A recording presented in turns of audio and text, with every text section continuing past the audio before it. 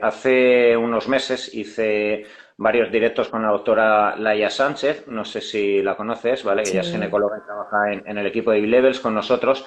Y ella me comentaba un poco alarmada, ¿vale? Ella trabaja dentro del equipo de cirugía ginecológica, ¿vale? Abordando el cáncer de mama específicamente y me comentaba que, pues bueno, se encontraba un poquito alarmada de cómo muchas de las patologías estrógeno dependientes, como pueden ser en el peor de los casos el cáncer de mama o el cáncer de seno endometrial, de útero, pero otro tipo de patologías más benignas como los fibroadenomas, como la endometriosis, ¿vale? Como pólipos, miomas, que son dependientes del estrógeno, ya no tanto del estrógeno, sino como tú bien has dicho, de la pérdida del equilibrio correcto del ratio estrógeno-progesterona que debería ocurrir, ¿vale? Y que esto, pues bueno, ella principalmente lo veía principalmente en mujeres con sobrepeso y alta carga de grasa abdominal.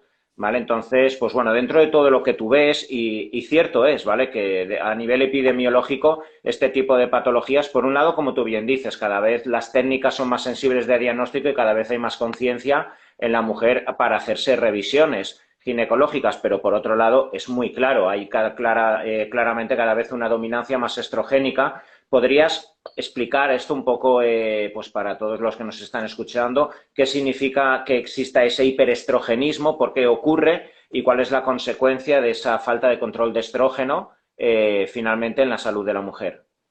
claro.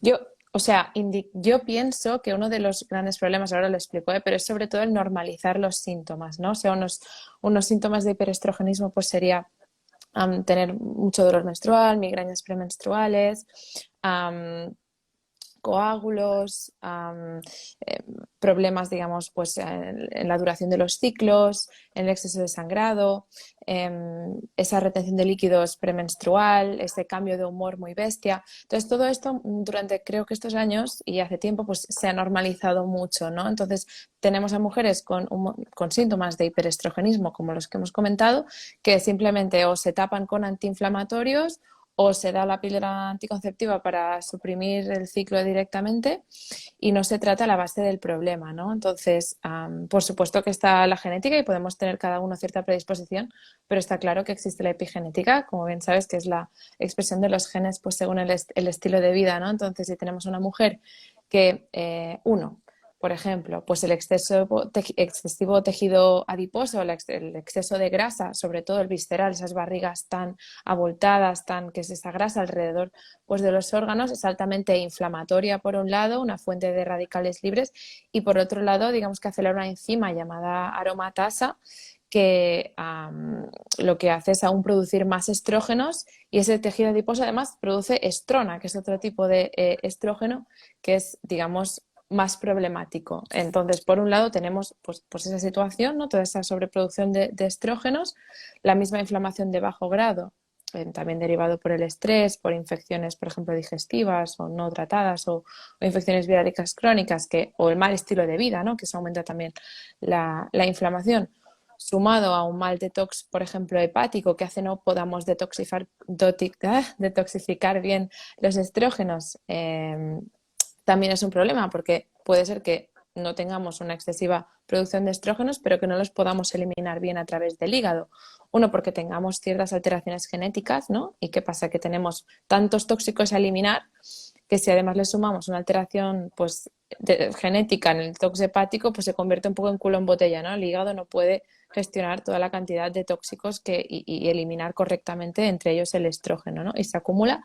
O puede ser también que nuestro hígado funcione bien, pero que a través del intestino, por una mala salud digestiva, personas que sufren estreñimiento crónico, diarreas, hinchazón, que ese estrógeno, por esa alteración de las bacterias intestinales, reabsorba otra vez ese estrógeno que debería ser eliminado, ¿no? Entonces, si ya sumamos predisposición genética, mal detox hepático, malestar digestivo, que eso creo que son, no sabría decirte el porcentaje de la población, pero creo que es mucha gente, es claro, un combo perfecto para tener un exceso de estrógenos.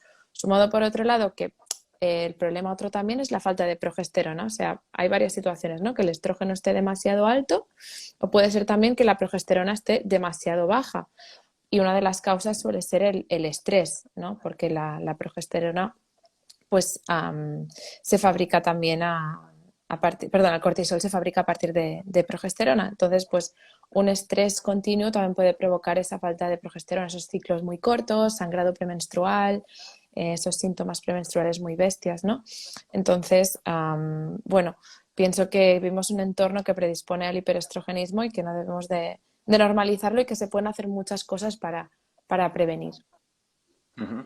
Y hablando un poco, bueno, de esa terapéutica, ¿tú cómo sueles? O sea, yo sí que es verdad, pues bueno, como médico tengo la posibilidad de realizar un abordaje dual. En primer lugar, como tú bien dices, hay mujeres que ese síndrome premenstrual es muy acuciante. Es que literalmente muchas mujeres te logran pues, o te describen que es que sienten como si hubieran dos mujeres dentro de ella. Una pacífica, alegre, bailonga y con iniciativa de proyectos, etcétera, durante 15, 20 días y luego otra que es autodestructiva, consigo misma, con su entorno, con dolor de cabeza, inflamación pélvica, incapacidad de hacer ejercicio, retención de líquido, el pecho muy hinchado por esa dominancia de estrógeno a favor de la progesterona. Y cuando yo tengo mujeres que, al menos de forma cortoplacista, quiero mejorar todo esto, es verdad que con progesterona literalmente mejora mucho, desde el día 15 hasta el primer día de sangrado y de forma recurrente. No cura, porque el hecho de que haya poca progesterona no lo vas a curar dando más progesterona, pero al menos vas a paliar los síntomas, ¿vale? Pero sí que considero que a largo plazo, al menos es lo que intento yo con mi equipo, imagino que tú también lo haces, es intentar favorecer, pues bueno, la regulación de ese ratio correcto que tiene que existir entre estrógeno y progesterona. En vuestro caso, ¿cómo soléis trabajar todas estas mujeres con hiperestrogenismo y especialmente el síndrome premenstrual? Pues a ver, nosotros también tenemos pues el endocrino, el equipo, ¿no? Entonces también tenemos ese soporte, ¿no? Que por supuesto pues hay veces que hay que utilizar pues no solamente suplementación natural, hay casos que es necesario. Y sí es cierto que en algunos casos de hiperestrogenismo, imagino que vosotros también creo que usáis lo mismo, esta progesterona bioidéntica a los 14 días antes del ciclo, que funciona súper bien. Pero al final es lo mismo que dices tú, ¿no? Que si no tratas el origen de esa progesterona baja, la mala alimentación o la misma inflamación de base o ese estrés crónico, al final es otro parche más. Entonces, yo, claro, obviamente pueden ser múltiples causas, ¿no? Y por supuesto, pues según la causa, un diferente abordaje. Eh, Aclarar también otro de los puntos que a veces no se nombra es todo lo que son intolerancias alimentarias, inflamación digestiva. He encontrado muchas pacientes que al mejorar esa inflamación digestiva, los síndromes premenstruales mejoran o incluso se erradican.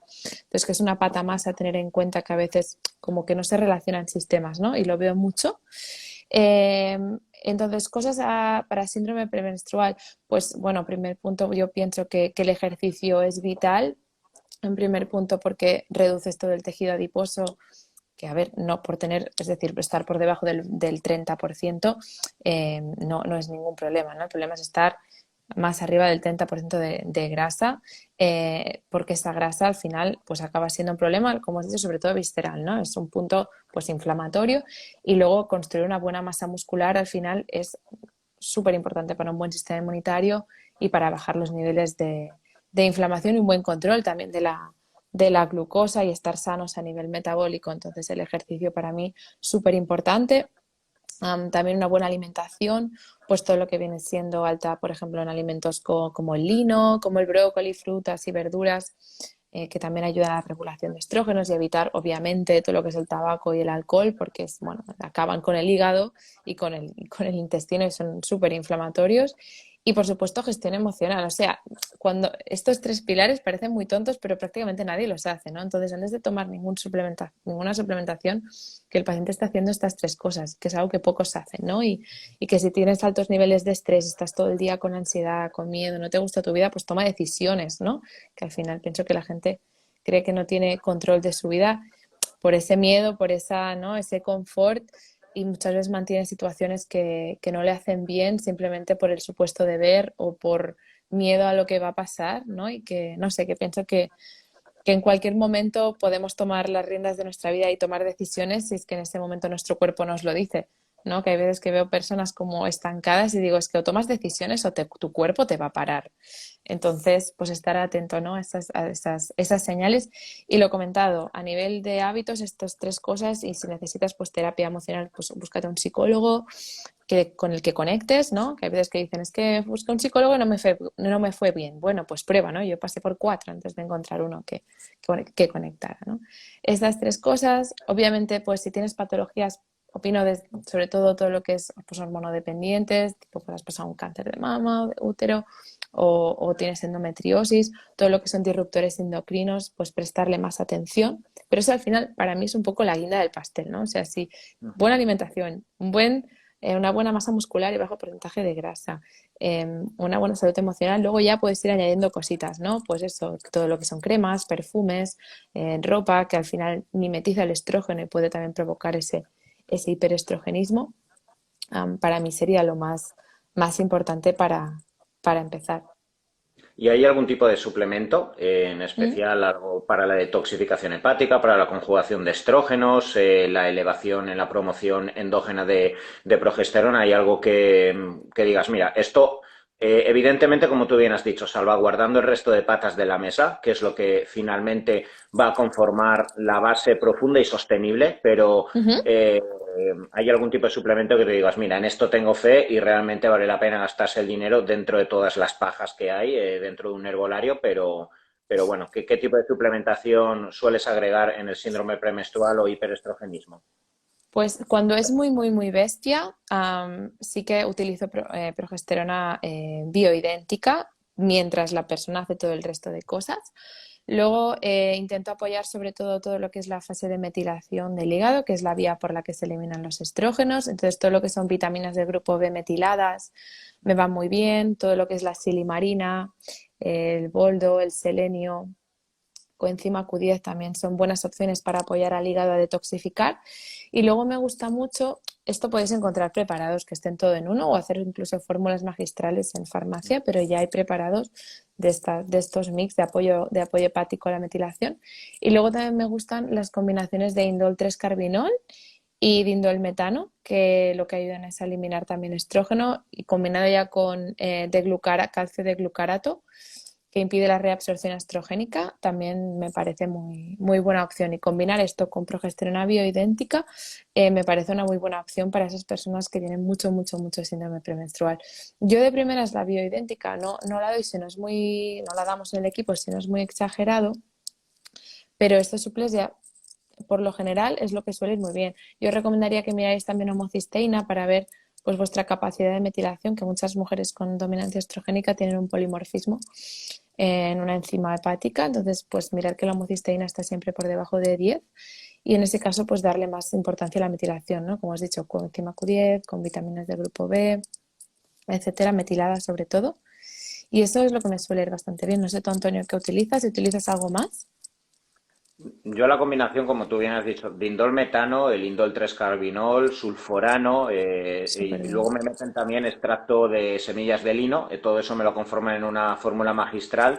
Y para el tema estrogénico, o sea, es que me va súper bien, incluso en mujeres que tengo, pues, que han tenido cáncer de mama y demás, y les voy mirando los ratios de estrona, y, o sea, me funciona muy, muy bien. Incluso me ha permitido los fármacos. Esto lo he hablado con algunos ginecólogos y algunos oncólogos en pacientes que han pasado por cáncer de mama o cáncer de útero y luego tienen terapia antiestrogénica en mujeres a lo mejor que han tenido un cáncer de mama o de útero muy precoz, con 38, 40, 42 años, y les han tenido que retirar los estrógenos más inhibidores de aromatasa o el tamoxifeno, que son antiestrógenos muy potentes que les tocan mucho mentalmente, a nivel de hueso, etcétera. Pues consultándolo con ellos hemos podido bajar por lo menos la mitad de dosis de los antiestrógenos con este tipo de suplementos, más la dieta y demás, y luego viendo los ratios de 2,16-hidroxiestrona, que es lo que permite verificar un poquito hacia dónde van los tiros